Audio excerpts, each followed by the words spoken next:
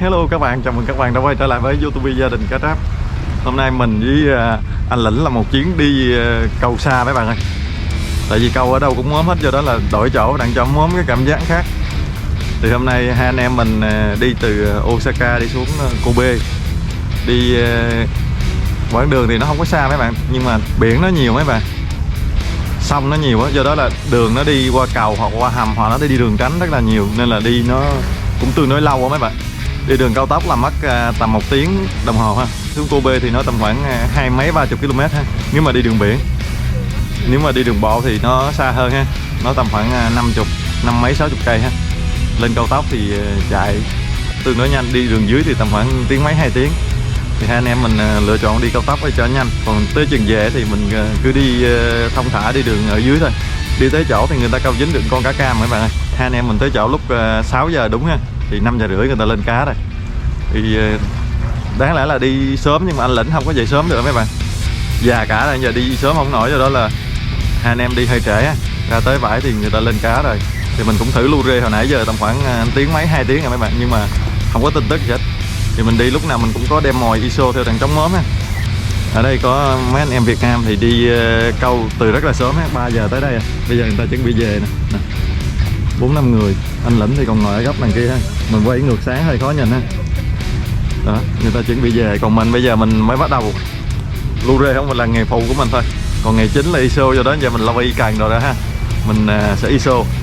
Thì mình hồi nãy giờ mình giới thiệu sơ cái bãi này là ở Kobe của Nhật ha.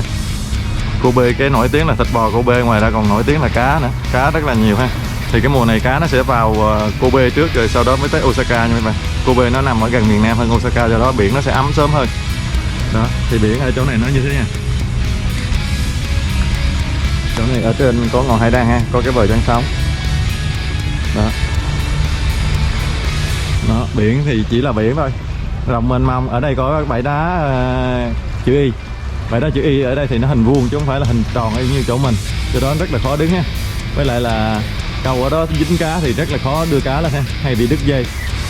Đá chữ Y hình vuông thì nó khó đứng hơn hình tròn. Hình tròn nó có chỗ đứng ha, hình vuông nó quay cái cạnh góc vuông của nó lên, mình không có đứng được ha, không có giữ thăng bằng được. Thì cái bờ này dính cá nó rất là khó đưa lên, cho đó là người ta lựa chọn cái câu ở bờ này ha. Bờ này nè, bờ này nó cũng rất là ngắn ha, một đoạn là khoảng 50 m nè. Buổi sáng ra là không có còn chỗ luôn mấy bạn. Đó, mình ra thì mình thử lu rê không phải là nghề của mình, do đó là móm. Nói chung là câu tầm khoảng 10 mấy người mà chỉ dính con cá thì cơ hội nó không tới mình ha. Bây giờ mình quay về nghề chính là mình ISO. Quay về nghề chính là mình ISO ha. Mình đi lúc nào mình cũng có cái phương án dự phòng ha. Lúc nào cũng phải ISO nó mới thỏa mãn cái đam mê ha. Lu rê thì nó có dính cá nữa mình cũng nghe hóng sướng bằng ISO. Thì hôm nay mình đi mình có đem theo cái này. Mình đem theo một bịch tôm ha. Mình mua bịch tôm 3 kg nè. Tôm này tôm size L ha, 3 kg. Rồi thêm một bịch mồi xả. Bịch mồi xả này không có nhãn hiệu gì hết. Bịch mồi xả này do tiệm nó làm ra ha. Bịch mồi xả này là 7 kg. Mình dự định là bữa nay mình xài từ 1/2 cho tới là hết mồi này ha. Thì tầm khoảng đó mấy bạn. Rồi. Bây giờ mình sẽ trộn mồi với mình bung cần nữa ha.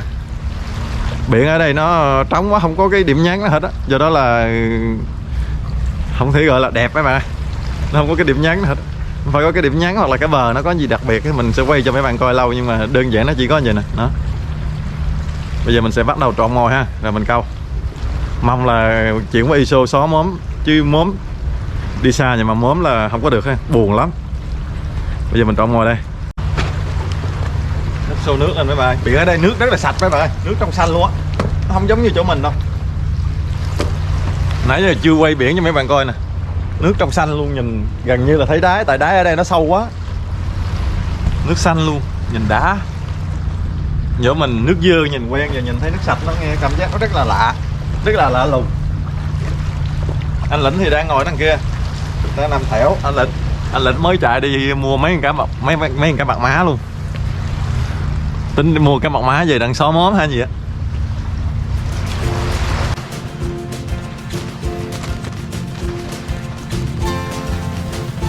Thì mình trộn có khoảng 1/2 mồi nha mấy bạn.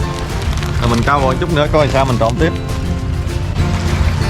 Cái này là tôm thừa mình câu ngày hôm qua nè, giờ đổ vô đây trộn luôn.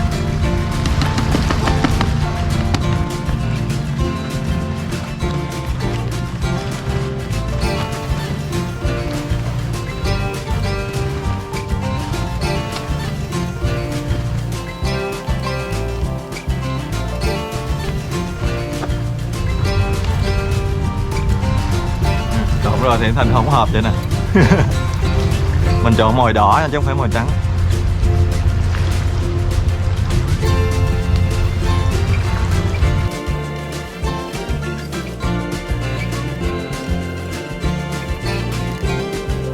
Nếu mà bắt đầu chuẩn bị cành, xích thẻo phao chì chắc là mình không có làm ở trong video này đâu nha mấy bạn. Tại vì cái đó ở trong những cái video khác mình có rồi, cho nên mình không có làm á. Mình chỉ cho mấy bạn coi lưỡi thôi. Lưỡi thì mình xài lưỡi chi nưa màu hồng ha. Lưỡi này số mấy mình cũng không biết, số 3 phải. Lưỡi này thực ra nó là lưỡi câu cá rô đen á, lưỡi câu gừ rê chứ nó không phải là lưỡi câu cá tráp nha mấy bạn. Tại vì ở cái vùng này mình không biết có cá gì, do đó là mình xài từ cái lưỡi này để coi dính được cái gì ha. Lưỡi này nó cũng tương đối nhỏ. Lưỡi số 3 mà lưỡi câu gừ rê, câu cá rô đen chứ không phải là lưỡi số 3 mà lưỡi câu cá tráp nha mấy bạn. Lưỡi số 3 là lưỡi câu cá tráp, nó to lắm. Câu cá rô đen thì nó không to lắm. Tùy theo mỗi người mà cái cách móc mồi khác nhau. Mình móc như vậy nè, mồi ha, mình ngắt cái đuôi của nó là mình móc từ vô ngay chỗ này ha, móc vô cái đuôi vậy nè, móc xuống về đó, móc cho con cuộn tròn ha. Cái lưỡi của mình cũng màu hồng mà con tép cũng màu hồng, vậy đó mình móc vô được vậy nè ha. Đó, mình móc vậy là câu nè. Mình hay câu vậy nè. Cũng có người có cách móc khác ha, nhưng mà cách này là cách căn bản nhất của mấy người câu ISO ở Nhật. Mình câu cách bờ ra tầm khoảng 8 mét nha mấy bạn, tầm đó. Nước ở đây mình căng phao luôn rồi, nó sâu tầm khoảng 4,5 sải ha, 4,5 sải tay.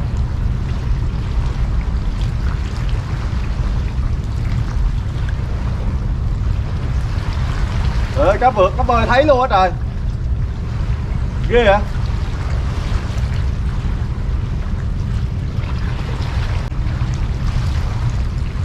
Rồi Quang vậy ngồi đợi thôi.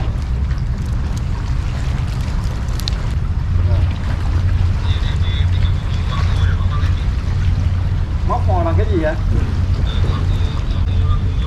Móc bằng con tép đó luôn, móc bằng con tép đó luôn.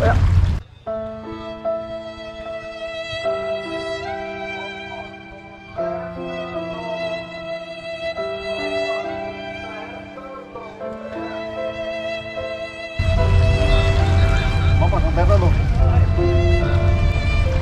Trời ơi, dính cá lớn, đứt thiệt luôn á. Ở đây sao cá nhiều dữ ta ơi, đứt dây luôn rồi ta. Cá gì to phải, đứt phao đứt dây luôn rồi.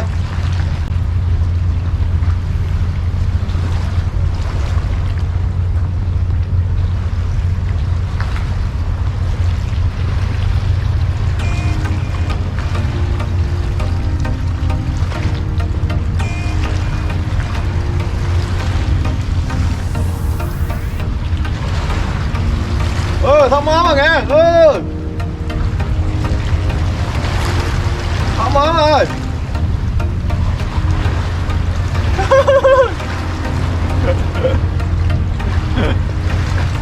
Thông móm rồi nghe anh Lệnh.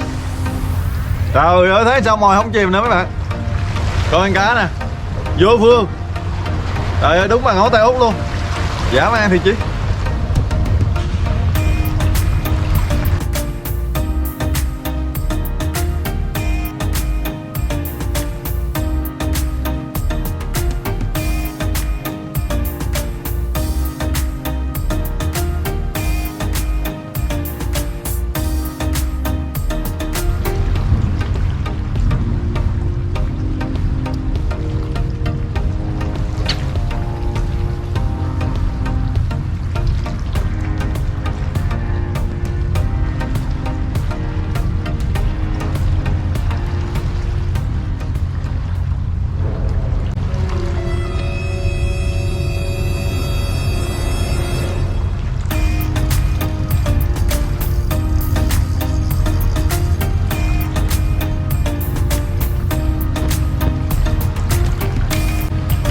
Ê, sóc món nha.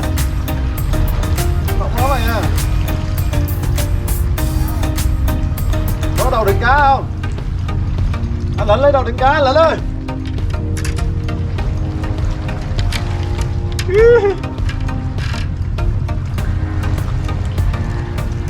Grab nha. nó cổ. Ê, quay phim, đấy, quay phim. Rồi, mạnh chứ hả?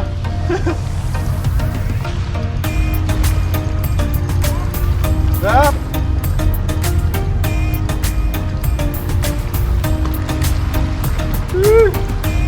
Học không?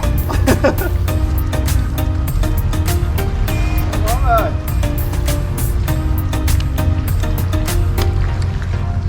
Món quà ai chịu nổi.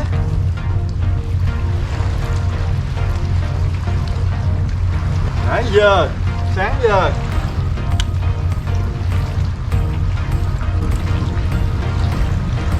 thoát mớm rồi mấy bạn ơi, thoát mớm rồi. Ôi giời ơi, rồi dính bụng to ơi, dính ở ngoài.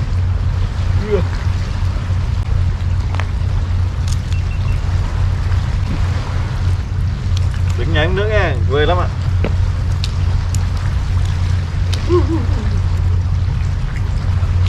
Ê, đúng y 40 luôn. 3940. Đúng y 40 cm. Trời ơi, gì chưa đựng ký. Ốm gì à? 887, 88. Ôi, không phải 94. Không đựng ký cá nữa. Dám ăn thì bụng to là do hồi nãy giờ ăn ngồi. À, nó ăn mồi hay lúc nó chữa. Nhiều khi chữa nữa. Có khi chữa chứ bụng to thế này. Chắc chữa quá. Trời ơi, cá có 0,9 kg anh lại đây. Chưa được kilo nữa.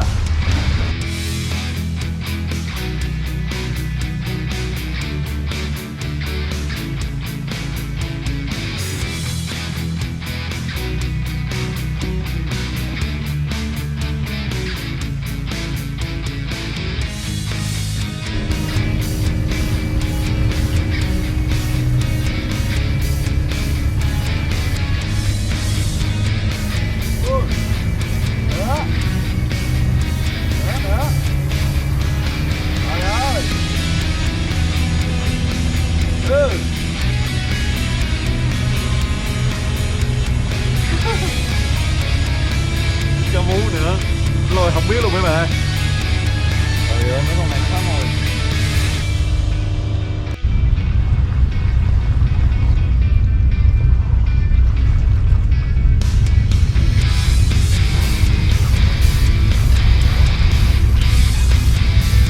Cái gì đây? Cái gì nặng chứ rồi?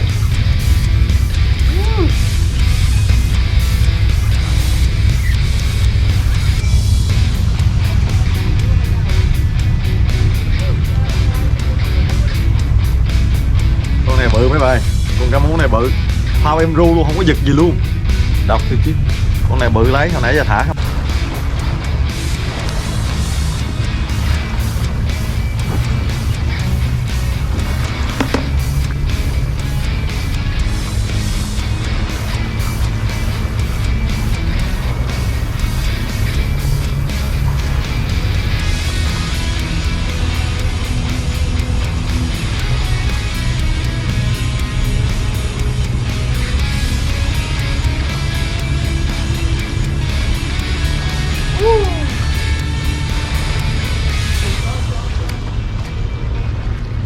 Cá, cái gì cá mó đĩa.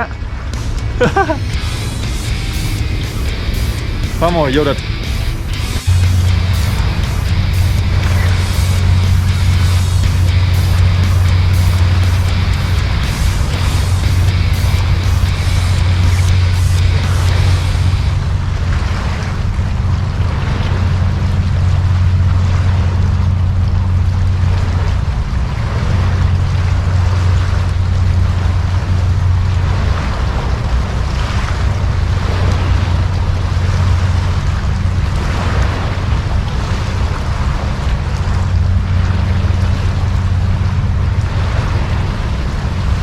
Cá mó nữa mấy bạn ơi. Giờ sao dính toàn cá mó, không có cái gì hết. Trưa rồi, cá hết cắn rồi. Xong rồi mấy bạn ơi, dọn dẹp à. Anh Lĩnh ngồi chờ dài cổ luôn. Đi hứa với vợ. Anh Lĩnh bữa nay hứa với vợ mấy giờ về? 3-4 giờ hả? Chưa. Anh Lĩnh hứa trưa về mấy bạn mà câu móm quá ráng ngồi gồng. Cái chỗ này khó câu quá. Lần đầu đi câu không biết ở dưới đáy nó là sao mấy bạn ơi. Đứt dây quá trời đứt luôn. Đứt 4 hay 5 lần vậy á. Mà lần đứt là toàn là dính cá lớn không. Cá tráp lớn á mới đứt, chứ cá tráp nhỏ nó đâu có đứt nổi. Rồi mình tổng kết cái kết quả nhanh cho mấy bạn coi rằng mình về với anh Lĩnh coi, để vợ nhà anh chờ về anh quạo lần sau không cho đi nữa. Nè coi ngồi nè, ngồi thấy thương không, tội nghiệp thì chứ, nhịn đói nhịn khát. Đây tổng kết kết quả bữa nay được con tráp nè. Tráp này tráp Kobe, không biết ăn có khác tráp Osaka không. Rồi đây được 2 cá mó, 1 con cá mú, được 2 cá mú, 3 cá mú luôn chứ, 3 cá mú đá mà 2 con kia nhỏ quá, ngoài cỡ rồi, thả luôn. Còn con này chắc ăn đỡ được, với 2 cá mó với con cá tráp như đây là đủ kho chảo rồi. Bây giờ là chắc 1 giờ mấy 2 giờ trưa đó, câu từ hồi 6 giờ sáng tới giờ ha, 6 giờ sáng lưu rê tới 7 giờ mấy 8 giờ mấy chứ, xong rồi câu ISO tới giờ luôn. Đứt dây nhiều quá chứ không nổi, lần sau xuống đây phải phục thù. Đá dưới đây đá nhiều quá mà không có biết cái địa hình cái đáy nó như thế nào á. Đặng mình set phao set chì mình câu tới độ sâu bao nhiêu cho đừng bị đứt thẻo. Nói chung là dính được là mừng này, không có bị móm. Chứ móm là về là tuần này lại đi làm không nổi nữa. Mình làm đi câu mà bị móm là về mệt chứ lắm. Rồi video hôm nay mình xin kết thúc ở đây nha. Cảm ơn các bạn đã theo dõi video. Nếu thấy video hay nhớ bấm like, đăng ký kênh và để lại bình luận giúp mình nha. Bye bye. Hẹn gặp lại các bạn ở video kế tiếp.